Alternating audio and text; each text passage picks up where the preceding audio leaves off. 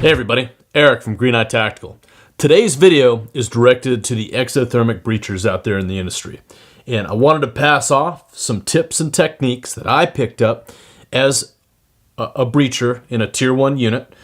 These are techniques that, I've used operationally and in training and have been vetted thoroughly. Not all these ideas are original. A lot of these ideas have been come up by people who are much smarter than I am and have just become things that you do, in a unit that's really refined like the unit is. So let's talk a little bit about some of the stuff that we have out here. First, I've got the new hotness from Broco here. This is their TAC Mod 6. It's a really nice setup. If you're part of a tactical team, it gives you a lot of flexibility. So it's a modular setup. I can run this in a 2-tank configuration or a 1-tank configuration. Of course, I'm not a bad, and I'm running this in a 2-tank configuration. 1-tank configurations kind of set yourself up for success, right? We get a little bit of burn time off of them, but if you keep training with a 1-tank setup, that's setting yourself up for a non-complex target. You hit a large ship or a jail or something like that, where you've got multiple breaching problems. You need that burn time. So you want to train for the worst case scenario, right? So you want to max out your bottles. You want to carry all the rods. You want to make sure that you're carrying everything that you might need in a worst case scenario.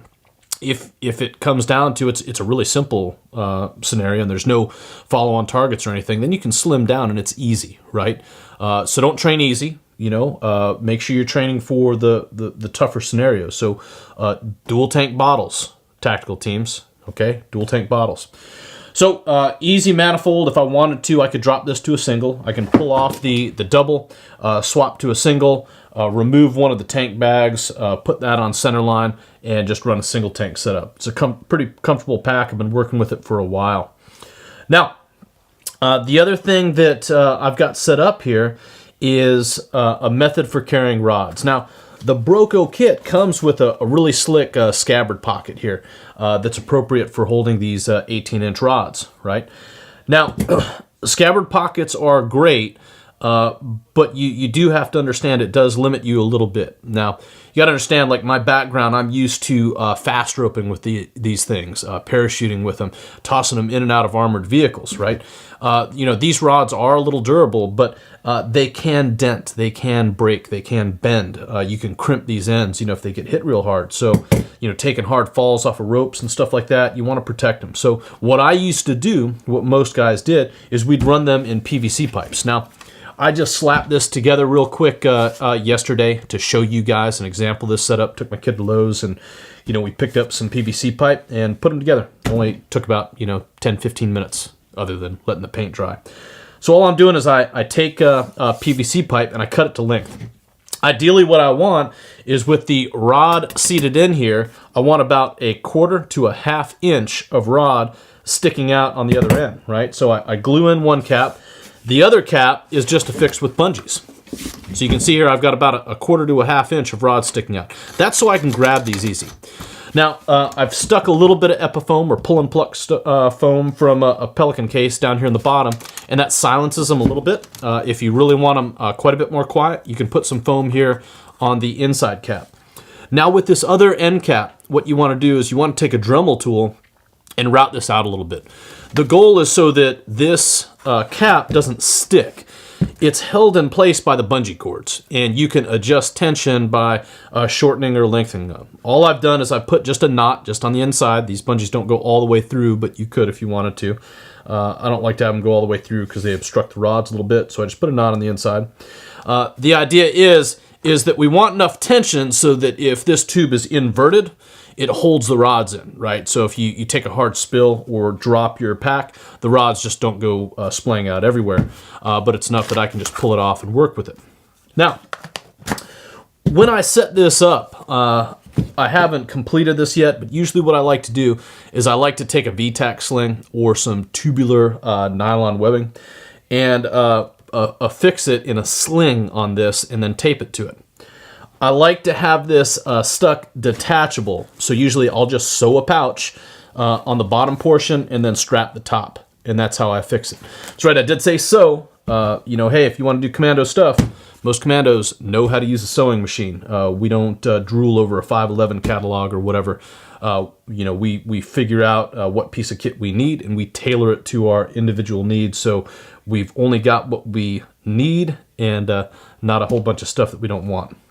Now, I like to have this detachable for this reason. When I'm breaching on targets, I like to maintain this pack on my back, right? I don't take it off and set it down. That's setting yourself up for success in easy targets. If you get into confined spaces, hallways where you've got multiple breachers working on different targets, that's going to turn into a trip hazard. Someone's going to trip on it. You're going to get your lines fouled around something. So I like to keep this on my back and maintain control of it. That helps me keep control of my lines, keep situational awareness of everything that's going on. So I like to have this detachable. So usually what I'll do is at the LCC, the last cover and concealed position before moving up to a target, if I can, I'll take this off and I'll detach this, right? And I'm either going to hold it in my hand, or I'm going to break the sling off, throw it over my neck, and have it sitting here in kind of a scabbard pattern. That way, when I get up to target, I can really quickly and easily work from it here, right? Or I could set it down on the ground or whatever. I'm not having to constantly reach back to pull things out of a pack or rely on a buddy to hand me rods. Now, of course, hey, if you've got the manpower and you've got enough manning to have an assistant breacher who's going to be handing you rods, you know, feeding you rods, or you're going to be swapping out with other guys, and you've got a breaching team leader who's directing your cuts and all that, that's fine. However, again, I like to set up my kit and my techniques for worst case scenarios. So if I have to, I can self-support with nothing but a security guy, because your security guy, hey, he's pulling security. He's not handing you rods. You've got to be able to do that yourself. So that's how I like to set those up. Quick and simple. This should cost you, you know, maybe about $10 from Lowe's to do, you know, plus a little bit of paint, you know, if you want it to be all black and tactical and whatnot. Now, again, this is set up for the 18-inch rods. Now, when we talk about efficiency, we have to talk about our time on cuts. Ideally, we'd like to be able to get the same length of cut that we do for a rod. So 18-inch rod, we should be able to get an 18-inch cut. Now, one of the ways that we lose a lot of efficiency are rod changeovers or breacher changeovers. So the more time we can keep the same guy cutting on the same line, the more efficient we're going to be, because we're going to lose time in those changeovers. So being able to carry your more full-length rods is generally what you want to do, right? This is smaller, it's more compact. A lot of guys like these. You know, most of the SWAT teams and even some of the special operations teams, you know, I see carrying these smaller ones. But hey, man, if you start getting into some good plate steel, some hatches, you're going to want these longer rods. And again, I've made up the carrier just like that. Same thing. Hey, yeah, it's a bit heavier, okay, but I'm getting a lot more cutting utility out of this. Remember, if you're a breacher, your job's to breach, right? Carry your stuff. You know, if this is too heavy, then you need to do a little bit more PT and get used to carrying this weight, okay? Now, we start talking about some of our setups here. Some of the newer technology that's out on the market are methods to attach your rods to your guns. Now, Broco's come up with a really slick setup. Used to be what we had was a collet setup. These were great, you know, they kind of work like your Dremel tool or whatever. You know, you stick the rod in there, tighten them up. Now, one of the drawbacks of this is that you constantly had to tighten and loosen these things when you were putting in and removing rods. So that lost time. Usually what we do because of this is we'd have two breachers and we'd swap them in and out as that rod changeover process was happening. One of the newer pieces of technology here are the quick release adapters from Broco. One of the neat things they've done is they've made this reverse compatible with their older packs. I've actually used this on their industrial setups and as well as their TAC mod stuff. It's just a real quick, simple adapter that goes onto your gun. So you use your same gun attachment. And then you just order these little quick release adapters. They're pretty slick. They're just machined out of some metal. I've actually had really good results reusing these things if you're just real careful with the Leatherman taking them off.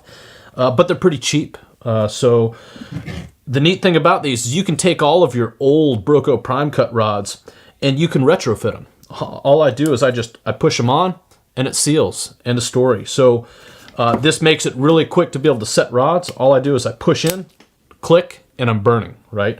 When I'm done, I just twist it and it pops right out.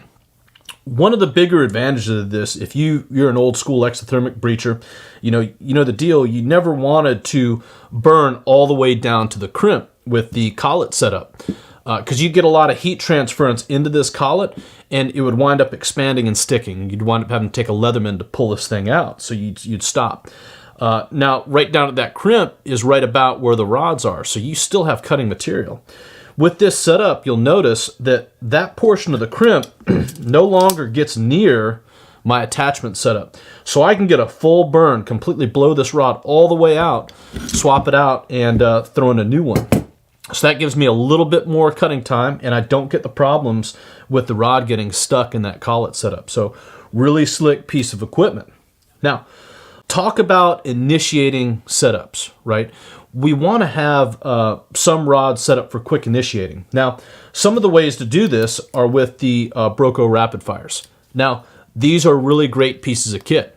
However, they are expensive and they do require training. If you've got the budget for these within your department, these are great tools to have. But don't let this be just some device that sits on your kit and you're going to figure out how to do it on target. That's not going to work. Murphy's gonna crawl all up in that plan. So you need to train with these things regularly so that they're smooth. Otherwise, a lot of things can happen during your breaching problem. So with setup with these rods, what I used to like to do is have a couple of these set up. So what I'm going to do is take it out of a package. They come in these plastic packages. So I unwrap it. And then another thing I want to do is I want to deal with this loop here. Now, these loops are great to grab hold of, but again, anytime you have loops on initiating systems, like your push-pull adapters for your explosive charges or anything else, you're giving Murphy a foothold to get in your plan. If you've got something that can loop over something and turn this into a non-functioning device, it's going to happen. So what I actually like to do is take a little bit of 100-mile-an-hour tape and tear off some. And I like to go ahead and tape this down into a flag and just wrap it up. Doesn't have to be pretty. Just so this is just one piece now, right? So now I've got no open ends to be able to foul this up and for this not to work. Then all I'm going to do is, with the safety on, go ahead and seat this on my first rod, right? It's very important you keep that safety on so that you don't push through and crush that capsule, okay? Now, some guys like to tape these on. You can. I actually used to not like to tape these on. I would just have this first one in my hand and I'd maintain control of it. If you are going to tape this on, I would avoid using electrical tape or 100-mile-an-hour tape. What I've found is that a lot of times it won't burn off cleanly and you'll wind up leaving some of this metal on, and your chances of burning off some of this outer sheath and leaving some of the rods on the inside exposed to deal with, which can turn into be a little bit of an epic, are higher. So what I like to use is some paper-based tape. Hey, if you got a free fall shop, rigger's tape works really great, or masking tape, or even painter's tape. Just put a little bit, and you can just take a little turn right here just to hold it on there, okay? The nice thing about that paper tape is it'll catch fire, and it's just gone. So you don't have anything there to kind of foul up your rod. Now, when I do pull these off, I like to pull off the safety before I put it on the rod, right? I don't like running up to target with this inserted. I'll usually have this holstered and secured to my kit, usually stuffed in a magazine pouch and tied down nice and securely. And I'll have this in my hand. Once I get up to the target, then after I do my target assessment, I'm going to decide whether or not I'm going to go to this or step out of the way and let something else happen. Now, if I'm going to go to this, what I like to do is I like to place the safety in between my index and middle finger, and then I control this with my thumb. All I'm going to do then is take my other hand and place knuckle on knuckle and roll this off in a controlled manner. Notice I said in a controlled manner.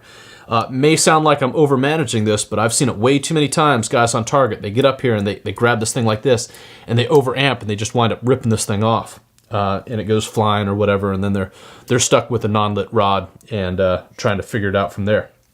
So that's how I like to set up those rods. You could take this and hand hold it. You could rubber band it to your kit, whatever. It's going to be based off of however you're infilling to that target, what kind of snag hazards, how you're going to be managing this equipment. Now, of course, another great means of initiating is with a strike plate. Now, obviously this starts to add a little bit of weight now because we're talking about a bit more material and, of course, a gel pack to be able to run this off.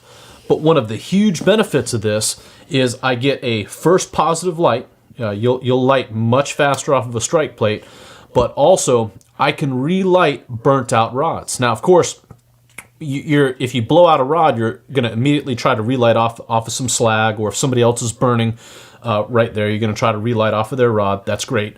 But if you don't have any of that, and maybe you blow out that slag or whatever, and it just doesn't light, even though it is pretty easy to relight these prime cut rods off of slag, I can very quickly relight a blown out rod off of this, and I'm still burning. Otherwise, hey, we're throwing away a rod which could have another 60 seconds of burn time on it for a new one, and that's less burn time I've got. So a strike plate's great. Always having redundant forms of lighting your rods up. Now, the way I used to carry these is you've got these pretty cool shot shell carriers that Paraclete used to make for a rab vest. I still like to run these. I can attach this onto my kit, so I've got some breaching rounds here if you're carrying a breaching shotgun, or I can rip this thing open and I get access to some rapid fires here. Usually what I would do is I would carry a few of these directly on my kit in case I needed them, in case one fell off or my gel pack ran out for my battery initiation. And then I wanted to take some more of these and slap them directly onto this pack. Now, one of the reasons I want to do that is I want to try to keep this pack as self-contained as possible, meaning if something happens, I can't make it to the breach point. I get shot, injured, I fall and twist an ankle, something happens, I can't limp my way up to that breach point. Somebody else has to take this. So ideally, what I want is for somebody just to be able to take this off my body and they have everything they need to go ahead and run this kit. I hope that makes sense. So, one other final point here that I want to add is that sometimes I get asked a lot in breaching classes, like how many rods do you want to carry? Now, this is a subjective question, right? It's based off of your setup and your technique as a breacher, okay? So this is why I say technique. You want to take as many rods on target with you that will account for all of your burn time, your gases, right? And then add 10%. So you want to take enough rods to be able to use all of your gas plus 10%.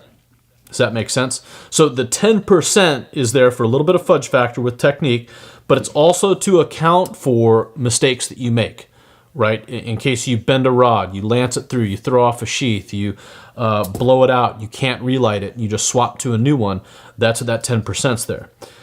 So the reason it's subjective is it's based off your technique. So you need to get to your breaching bay. You need to cut steel. You need to cut different types of steel. You need to figure out how many rods you have for your setup. And then that's how many rods plus 10% you carry. Now that may evolve with your techniques. Your technique gets better. You may find that you're using more rods than you were before because you're more efficient with your throttle modulation. So you need to constantly be checking that and adapting that. So you carry enough rods for your gases plus 10% for fudge factor. And then I like to have redundant means for lighting, right?